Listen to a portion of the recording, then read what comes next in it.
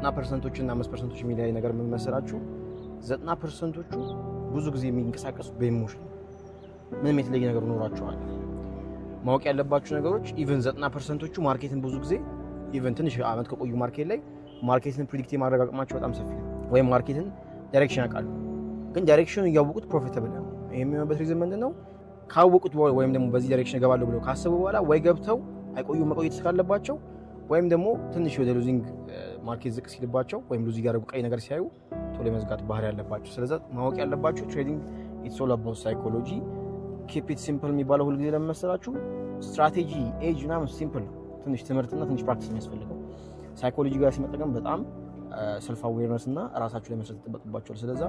9%ዎቹ የተለየ ነገር ሆነው ወይ ሳይችሉ ቀርተው ሳይሆን 9%ዎቹ በኢሞሽን ኮንትሮል ስለሚደረጉ ነው የቀሩ ግን ሰዎች ኢሞሽናቸውን ወይም ኒውትራል ሆነው